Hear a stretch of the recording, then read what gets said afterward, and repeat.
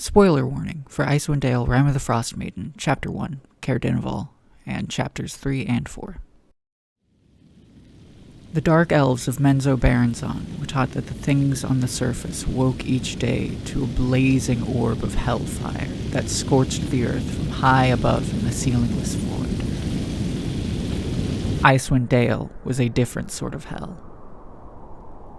Mizrae had never known darkness. The lightless world was a vivid landscape of color to the superior eyes of the drow, able to see heat of hidden campfires, footfalls, nearby prey, useless in the all-obscuring cold of a blizzard. She collapsed in the snow and screamed, landing on her left arm. She rolled onto her back and quieted herself, focusing on the searing pain in her arm, the only warmth for miles. She hadn't the energy to stand. She would die here.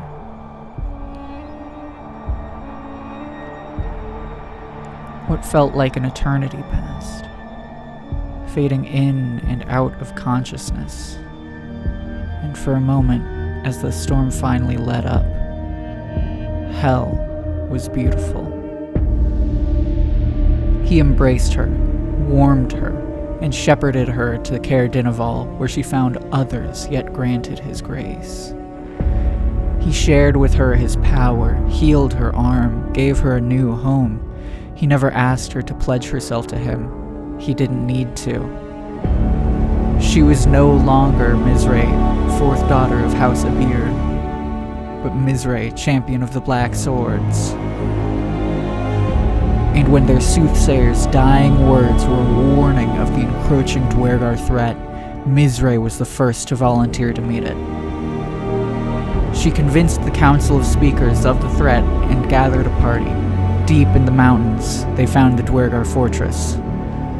As they approached the gates, they could hear metal scraping against metal, and enormous vellum wings catching in the wind, followed by an unnatural roar.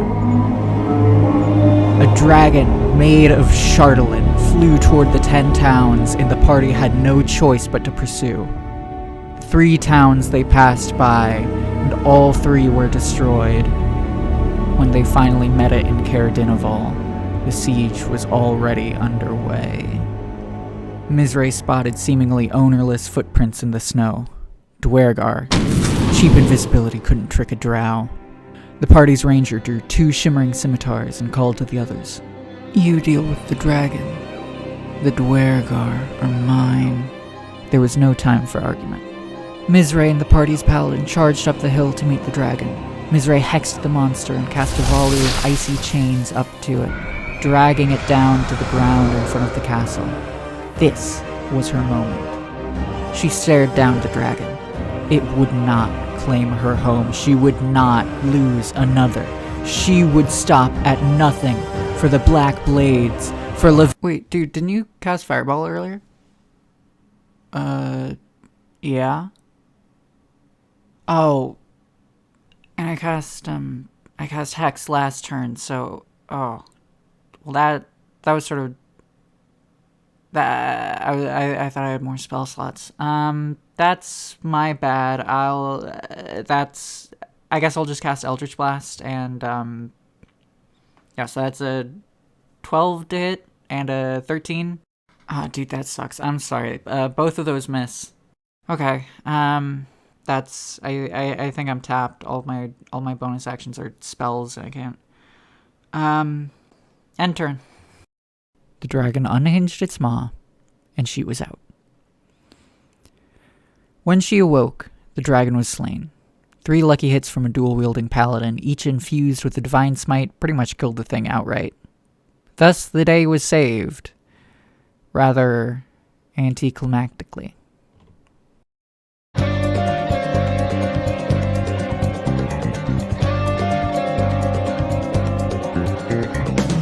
There are a lot of complaints to be made about Warlock in 5e Dungeons & Dragons, and very few of them are unique.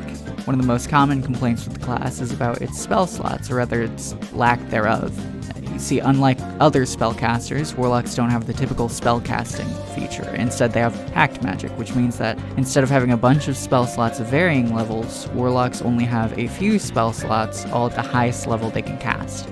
Hypothetically, this means that the Warlock makes up for their comparative lack of spell slots with their potency. Plus, you get your additional spell slots back on a short rest, and you also get some spells for free from your invocations, which are additional customizable features you can get that are kind of like mini Warlock exclusive feats. Plus, you get Pact Boons, and you can choose your subclass at level 1. All that just makes Warlock a highly customizable class. However, in practice, it can really limit your utility in combat as a Warlock outside of a very specific style of play. For most of the levels people tend to play at, Warlocks have a maximum of just 2 spell slots, so naturally you're going to want to use spells that last longer, like Hex for instance, and get more use out of your cantrips, like Eldritch Blast, which can even be enhanced by a number of invocations, and I see where this is going. It doesn't exactly help either that a lot of invocations that grant access to spells with good uses in combat, like Bane and Polymorph, they still cost a spell slot to use. This all combined can sort of pigeonhole Warlocks into a very narrow range of playstyles. That, in and of itself, I think deserves its own video, and it's already been talked to death by tons of other very talented people. If you're curious, watch a Pointy Hat video about it after this, please. But I want to narrow in on the issue of spell slots. I mean, it seems like a lot of the problems with Warlock could have easily been avoided if they just had spell slots like any other spellcasting class. I mean, so what's the problem here? Often what you'll hear online when you ask about why your Warlock is underperforming, people will tell you to just take more short rests. And yeah, sure, that seems like good advice, right? I mean, it isn't a mechanical change, so you don't really have to worry about that change throwing anything out of balance too much. But how many short rests should we be taking exactly, though? And when? Well, according to the 2014 Dungeon Master's Guide, page 84, in general, over the course of a full adventuring day, the party will likely need to take 2 short rests about 1/3 and 2/3 of the way through the day. Okay, so 2 short rests between the day's thirds. Why is that, though? I mean, it seems kind of arbitrary, right? Oh, well, look at that. There's actually a section on the adventuring day itself. Same book, same page, which states, assuming typical adventuring conditions and average luck, most adventuring parties can handle about 6 to 8 medium or hard encounters in a day. If the adventurer has more easy encounters, the adventurers can handle more. If it has more deadly encounters, they can handle fewer. So that seems like a lot. Certainly more than what it seems like the average amount of encounters per long rest in most campaigns, but the DMG defines hard and easy medium encounters as maybe a little easier than a typical DM might. So it's not unreasonable, you know? I mean, I'd certainly hope it wasn't. It'd be a really weird decision for the designers to make the assumed amount of encounters per day to be uniquely or unreasonably challenging. I mean, I guess that's what the short rests are for. So I guess we could stop there. We figured out how to fix the Warlock spell slot problem. And that's even a little further than most advice online takes you. But I am curious, why is it that 6 to 8 level-appropriate counters is the assumed default?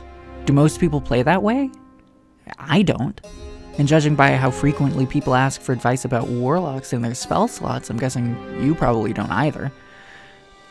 I think that's a good question in its own right. Why don't we? The rules outline we should play this way. Well, at least to DMs who read the DMG, but I don't think most people have. In his video, Dungeons and Dragons Cannot Be Saved, Questing Beast brings up a very interesting point, that D&D is learned at the table through a sort of folk tradition, rather than by reading through the rules of a book. Most people do not learn to play the game from reading the books. Many players barely read them at all. Then why is the folk tradition so different from the actual rules and expectations of the game? Well, Critical Role is often credited as a large part of the reason for the boom in the popularity of D&D in the past few years. Because of that, it holds some amount of influence over how a lot of players learned D&D. While the audience members are not actively participating at the table, they are observing it and learning the tradition of D&D through that. Therefore, new players introduced to D&D through Critical Role may be more likely to favor its interpretation and implementation of the rules over the strict denotation of the rules in books they might not ever really read. But why would actual plays play out any differently than the rules expect? One consideration is that while Critical Role and similar well-produced actual play shows are D&D, they're also shows, which are made and produced for their entertainment value, beyond just the players at the table, but to us as the audience as well. In The Making of Fantasy High, producer Lucretia Stinnett says, every other episode is a battle episode, and we made a battle set for each of those. His job is to get the players there during the show. I bring this up to highlight that making a D&D actual play show has some different considerations than a home D&D game, especially when there's a lot of people working behind the camera, and there's a lot of money being invested into sets and minis, among a whole host of other expenditures. This means that, for Fantasy High at least, there are much fewer combat encounters, and the combat encounters that are there are more challenging and have a lot more moving parts than a fight against 1d6 goblins. This pattern of fewer combat encounters per long rest is mirrored by Critical Role, which, according to Critical Role stats, averaged about 1.09 encounters per adventuring day in their first campaign as of episode 108. Actual plays aren't the only reason people favor games with fewer encounters, though, and I think it would be myopic to suggest that. Additionally, while I think that budget and expectations of the audience certainly play some role in how an actual play show like Dimension 20 or Critical Role gets made, I don't think that's the only reason. While shows have bigger audiences than a typical home D&D game, home D&D games still have an audience, the players at the table. And after all, D&D is a hobby we engage with for entertainment, so it seems reasonable for DMs and players to be more entertained by fewer encounters with more effort put into them. Quality over quantity, right? In Dice Exploder's episode on The Adventuring Day, host Sam Dunewald asks the question, why would you want to do 6 tiny encounters when you can do one big cinematic set piece? Like, the entire genre, the entire D&D movie is tentpoled on big cinematic set pieces, and The Adventuring Day is like the opposite of that. I think he's right. I think for a lot of people, they would and do get a lot more enjoyment out of bigger, cooler, less frequent combat encounters. I think actually that some people who play D&D don't even particularly enjoy the combat aspect of it.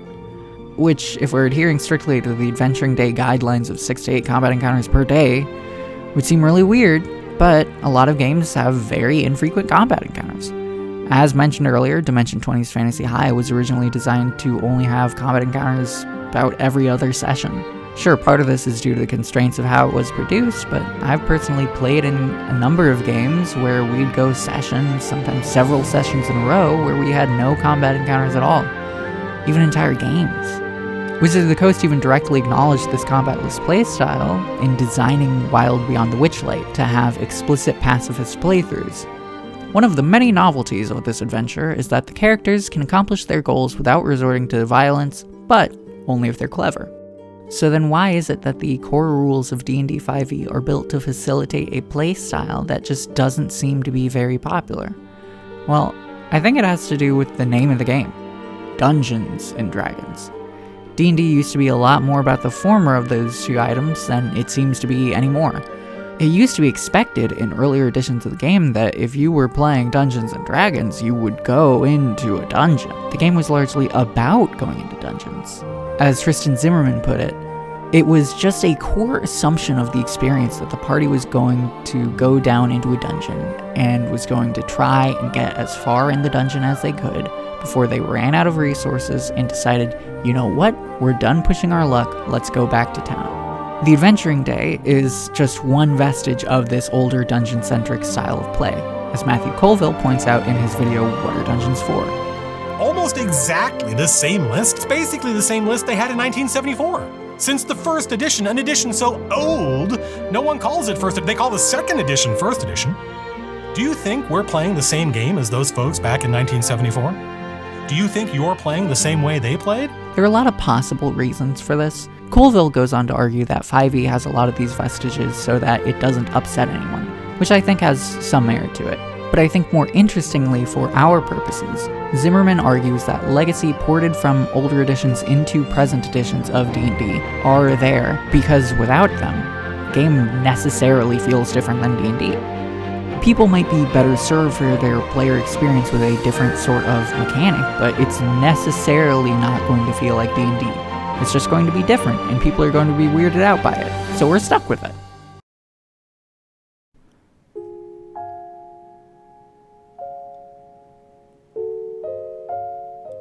One of the reasons I'm making this video is a post I saw a while back on social media, or rather a genre of post. People will sometimes vent their frustrations with D&D, sometimes it's about friction with the game, sometimes it's about the company that owns it, sometimes it's about how it overshadows the rest of the TTRPG space. This post in particular was about a sort of systemic friction with the game, not unlike our little Warlock problem. The post basically said something along the lines of, D&D is a game about fighting monsters, and if you want to not do that, you should use a different system. I'll talk a bit more about that post later, so remember that, but for right now, let's just focus on the content there. I understand the frustration, obviously. There's no shortage of videos about the problems with D&D, and even in the past few weeks of me writing this, there's been a surge in the number of videos by D&D YouTubers about their frustrations with D&D YouTube. Several of these creators even mentioned their desire to talk about systems other than D&D, but that they feel restricted by the algorithm, that videos that aren't about D&D don't perform as well. And that's not just a marketing issue. I think in large part it's that most people who like tabletop role-playing games really only play D&D, and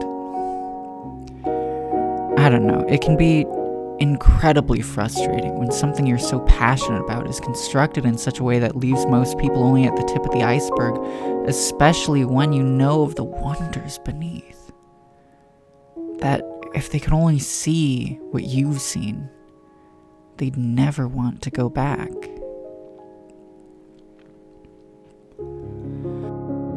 Obviously, this doesn't really matter. Playing different TTRPGs doesn't make you a better person, and you're not a bad person for only playing D&D, in the same way you're not a bad person for being a picky eater. But just as trying new foods expands your palate, trying new games can expand your understanding of games as a whole, and I think it can even recontextualize and deepen your understanding of the games you already love. Depth, the level of, and breadth, the width of understanding a subject or subjects are often looked at in some ways as exclusive. One can have a significant depth or breadth of understanding, but having one does not necessarily mean you have the other. For example, you can have a shallow understanding of a lot of things, or a very deep understanding of one thing, but I think depth and breadth of understanding can actually reinforce each other. In my experience, running games and other systems other than D&D has deepened my understanding of it. Playing different games and seeing the differences and the similarities between them helped me begin to see the fingerprints of the designers and gain a deeper appreciation for their work. Playing games focused on realistic simulation made me understand in greater detail exactly why the 5e design team chose to abstract, or make simpler or remove. I don't think I could have reached that understanding without trying something else.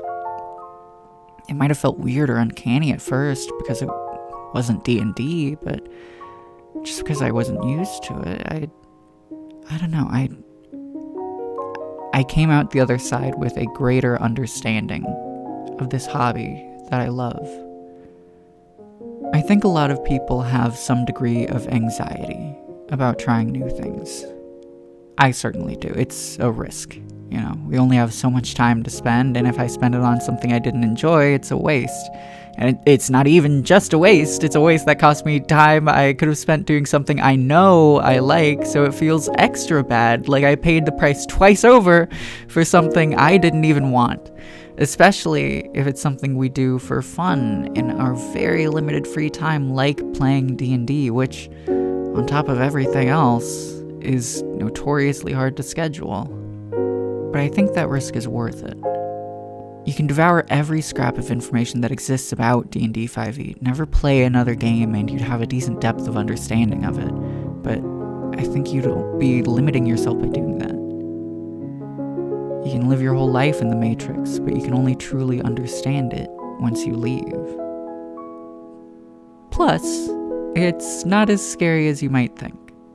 For instance, I really like Cyberpunk Red. Some of the most fun I've ever had playing TTRPGs was running Cyberpunk Red. A lot of the core rules and assumptions of Cyberpunk Red are the same as D&D 5e. Pretty much, you just have more skills, use them a bit more frequently, and you roll d10s instead of d20s.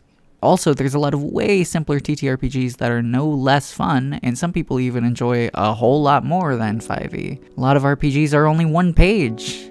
A lot of them are even free. One of my personal favorite systems is Cyberpunk Augmented, which is, for the most part, just a single piece of paper's worth of rules, which is also your character sheet. It's really simple, and if you learn how to play it, you know how to play pretty much any other Forged in the Dark system. But more importantly, and on top of that, I think if you're playing with friends, you're not risking much at all. The purpose of a game can vary, as can any work of art, but a lot of it is made for entertainment, both for the artist as they're making it and the audience as they're observing it, witnessing it, playing through it. TTRPGs are meant to be entertaining for you and your friends. Worst case scenario, if you try a new game and no one's having fun with it, you can just laugh it off, say, hey, this game sucks, and do something else while you're all hanging out. I think spending time with your friends is the point of a lot of TTRPGs. I guess this doesn't really matter, you know. There's nothing wrong with only playing D&D in the same way there's nothing wrong with being a picky eater. You might enjoy trying something new every once in a while, but maybe you wouldn't, and that's fine. Some people like using D&D 5e to run everything, and that's fine.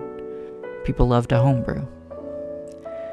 I guess that's the other answer to why some people don't like playing different games, because you can just homebrew it to be whatever you want. If you want to run Cyberpunk D&D, you can. You can change just about anything about D&D. But if you change everything about D&D, at what point does it stop being D&D and start being something else?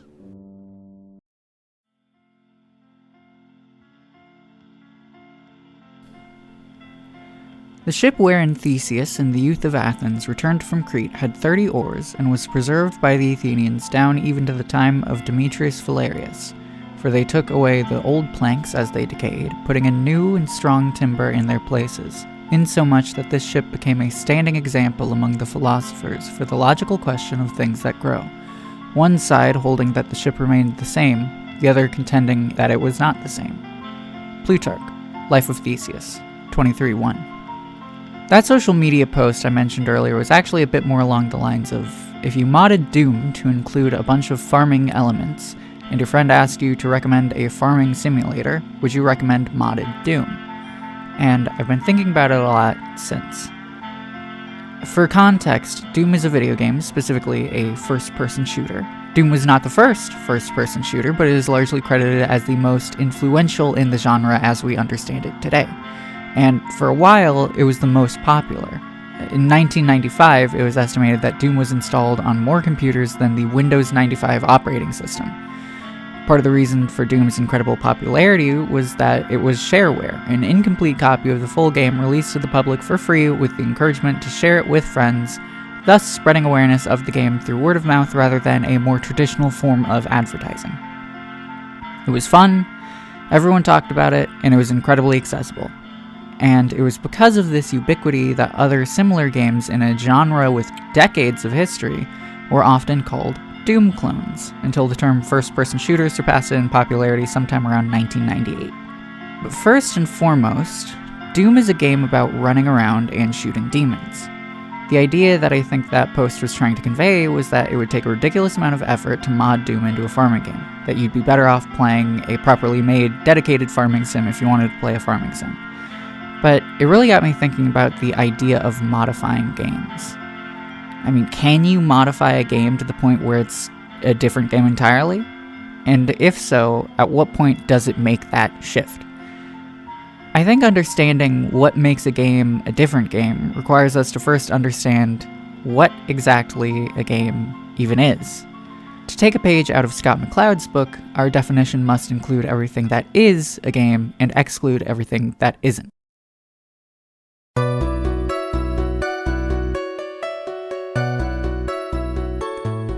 Chess is definitely a game, as is poker and solitaire and Balatro and Elden Ring and tag and hide-and-go-seek, Battleship, Kriegspiel, Trench Crusade, Doom, every sport at the Olympics, probably just every sport in general, maybe not Calvin Ball. You get the idea. There's a lot of games. There's even more things that aren't games, but I want to narrow in and focus on a specific kind of thing that isn't a game.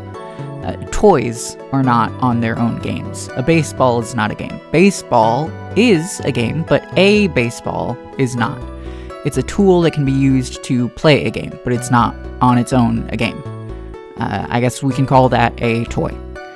Chess pieces and chess boards, similarly, are not games on their own. On their own, they're just objects, but they can be used to play the game of chess. As I understand it, there are three main differences between games and non-games: rules, objectives, and obstacles.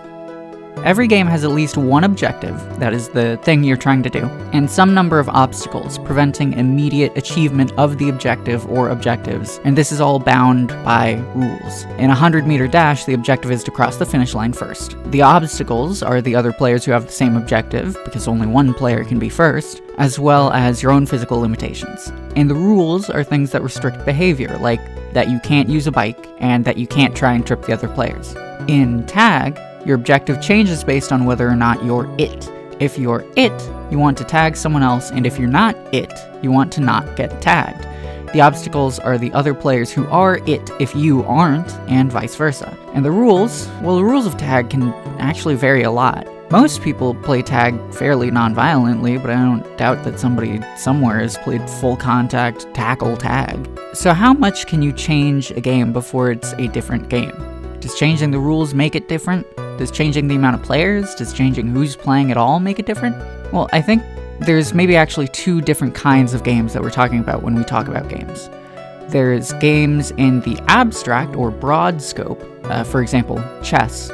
This is the kind of game that we've been talking about, which have their core identity based in rules, objectives, and obstacles. But I think it's important to distinguish them from instantiations of games. For example, a game of chess referring to the specific match. These instances of games are what I like to call games in the instantaneous or narrow scope. Games in the instantaneous scope become different games all the time, almost arbitrarily.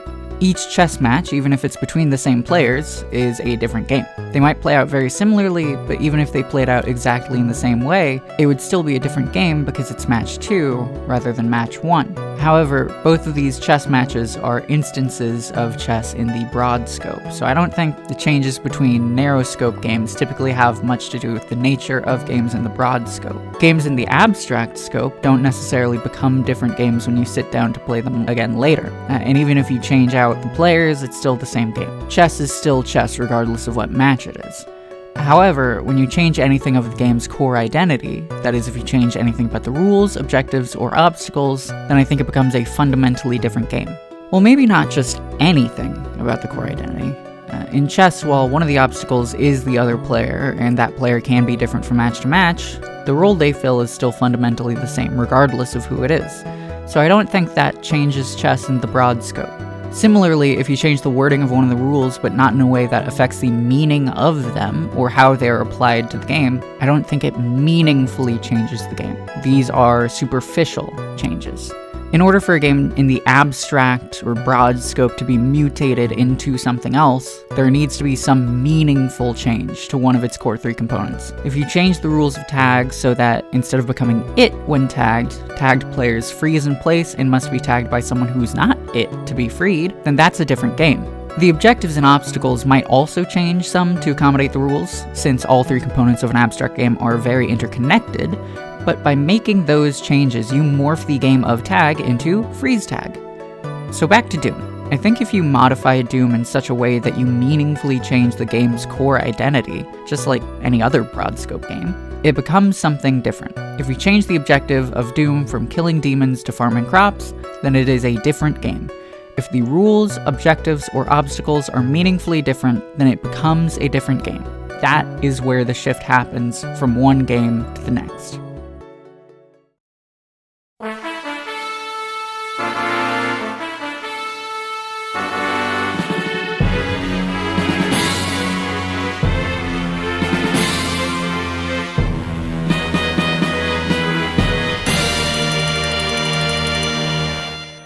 What does any of that nonsense about Doom have to do with D&D? Well, as far back as games have existed, people have modified them. For example, Auction Monopoly was an offshoot of the Landlord's game, which mutated through word of mouth until it eventually became the game we know today as simply Monopoly. D&D was similar in some regards. As you probably already know, RPGs stem from wargames, specifically and incredibly oversimply. The Prussian war game Kriegspiel went on to inspire the game Strategos, which eventually got into the hands of one David Wesley, who made his own variant called Strategos N, which he used as the base for what was arguably the first session of a modern RPG, the Braunstein, which ostensibly played out similarly to a LARP. David Arneson ran his own games, Blackmore, inspired by Wesley's Braunsteins, and later got into contact with Gary Gygax, with whom he made the first edition of Dungeons & Dragons, or OD&D, as we call it today. Changing the rules changed the game. Even if those changes are minor, over time more changes get stacked upon those initial changes, and you get to see a game evolve into something entirely different. The Landlord's game to Monopoly, Kriegspiel to D&D. Probably some of you have already put together that homebrewing D&D similarly changes the game. That in changing the rules, objectives, or obstacles of D&D, it becomes a meaningfully different game, even if only slightly. But I think we can actually go a little bit further. I think the nature of the game necessitates that it is different at every table. The rules of D&D are filled with all of these sorts of elastic clauses. Anywhere in the text where it references that the DM might decide differently, or that this is at the discretion of the DM. No two DMs will ever adjudicate the rules in exactly the same manner when it comes to these elastic clauses. Ability checks are a big one. You can watch my last video to hear me talk more about that, but one DM might not ask the party's barbarian to roll a check at all to break down a shabby wooden door, another might ask them to roll but set the DC so low they have no chance to fail, and another DM might set a standard DC with the possibility of failure. Despite what the rules may indicate or suggest in other places, none of these approaches are strictly wrong or strictly right, but they are different, and dozens of these sort of moments occur in every session of every D&D game, each distinguishing the way one table plays from another. And arguably, due to the fact the DM is the adjudicator of all rules in the game, how they interpret a rule can also distinguish one game from another. Basically, due to the nature of the game and the role of the GM, the entirety of D&D is one big elastic clause, as any and all rules can be modified at will or even unconsciously. In his video, Language Not Rules, Matthew Colville argues that the rules of D&D, and by extension the rules of any RPG, are there to create a language with which you and the other players can communicate within the space of the game. It doesn't matter as much if you get some syntax or grammar wrong, so long as your meaning is conveyed. And each of those wrongnesses actually contribute to a sort of accent. I was taught in school as a child that ain't isn't a real word, but now it's in the dictionary. In D&D 5e, drinking a health potion costs an action, but in the 2024 version of the rules, the updated version of the game, which Wizards of the Coast insists is the same game, it isn't, obviously, but it is iterated upon it, it's a bonus action, just like everyone's favorite house rule. Just as language evolves, so too do game rules. I don't think other games are exactly like that, though. The rules of Monopoly aren't there to serve as a language, because there is a finite range of possibilities in Monopoly. D&D and RPGs are distinct in their infinite possibilities. The rules of Monopoly may have some elasticity to them, but they are not entirely elastic. rules aren't intentionally changed on the fly. Monopoly is a game. D&D is... I've referred to D&D throughout this video as a game. Most people do. It even often describes itself as a game, but I'm not sure that it is. Earlier, we talked a bit about what is a game. A game is a set of objectives and obstacles bound by rules. So for something to be a game, it needs those three main components. It needs rules, it needs obstacles, and it needs objectives. What is the objective of D&D? Is it killing monsters? Then how come a party of pacifists can beat Wild Beyond the Witchlight? Is it to level up?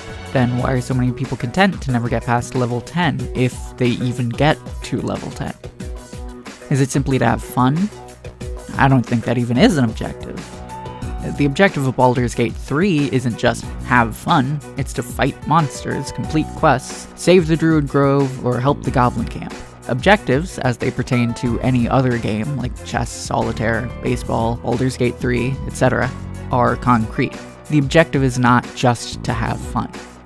Is the objective to complete quests?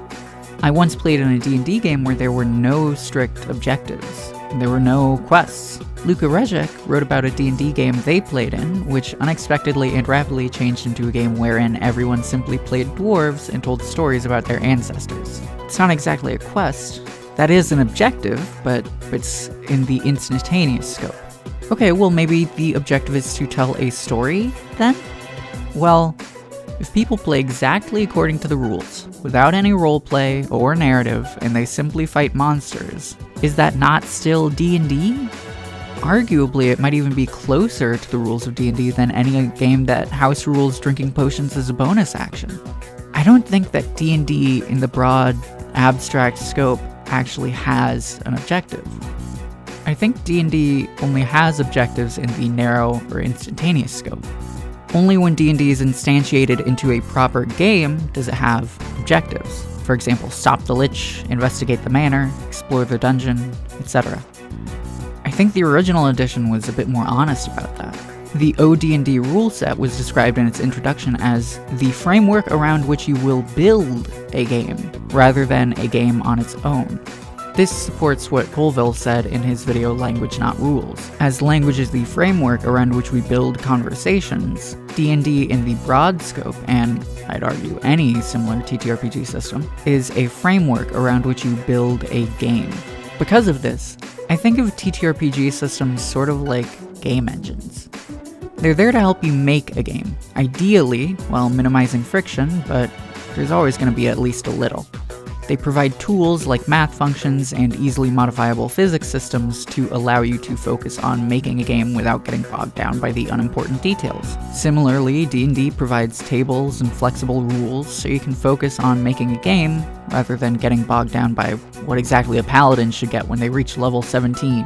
It is a toolkit for making a game in the broad scope, which can then be instantiated into play sessions. They provide mechanisms as abstractions to let you focus on the meat of the game. They provide the kitchen so you can make the meal.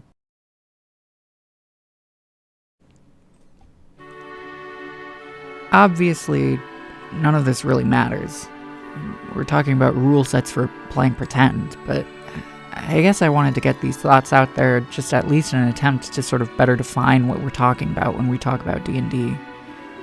I see people argue a lot about D&D, TTRPGs, and the whole does system matter debate, and I think maybe those conversations would be a bit more productive if the terms being used were better defined. Though I guess that's just sort of a byproduct of how social media works, right? Character limits are there to remove nuance and ensure posts are shorter and snappier in a way that's designed to boost hot takes more because they're easier to engage with, and people are more likely to interact with something that makes them mad than something that doesn't. That's a whole other issue, though, and I don't think this video is really going to move the needle either way in the TTRPG space, but I hope you feel a bit more enriched, I guess.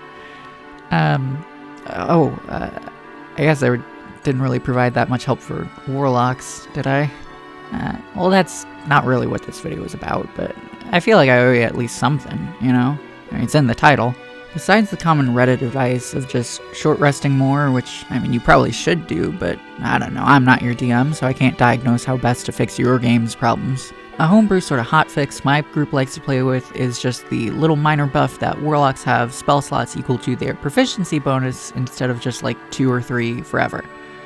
That and the extra patron spells are always prepared without costing spells known, just like how it works for clerics and paladins.